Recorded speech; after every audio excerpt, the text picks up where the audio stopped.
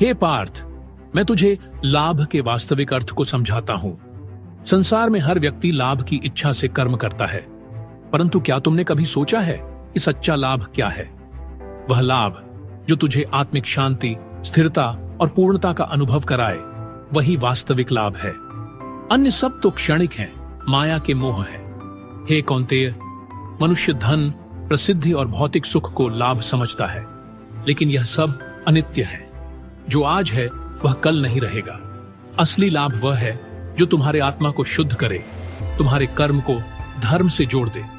जब तुम अपने कर्तव्यों का पालन करते हुए स्वार्थ रहित होकर कर्म करते हो, तभी तुम्हें सच्चा लाभ प्राप्त होता है।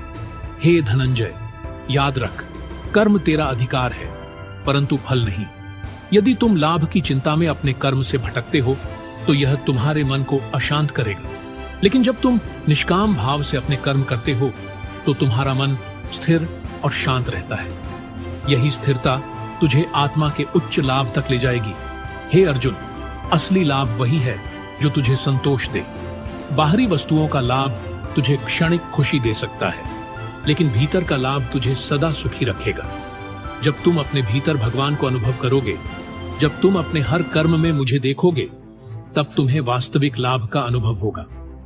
हे पार्थ, त्याग के बिना सच्चा लाभ असंभव है। जब तुम अपने अहंकार, स्वार्थ और मोह को त्यागते हो, तभी तुम्हारा हृदय शुद्ध होता है। शुद्ध हृदय ही भगवान का निवास स्थान है। यह समझ लो कि त्याग में ही सच्चा लाभ छिपा है। हे अर्जुन, जो व्यक्ति सच्चे लाभ को समझ लेता है, वह जीवन में न तो किसी से ईर्ष्या करता है और न ही किसी से भय।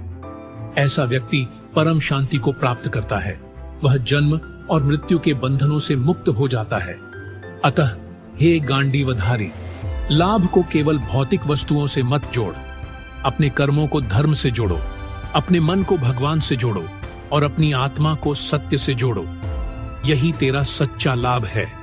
अब उठ, अपने कर्म भूमि में उतर और निष्काम भाव से कर्म कर।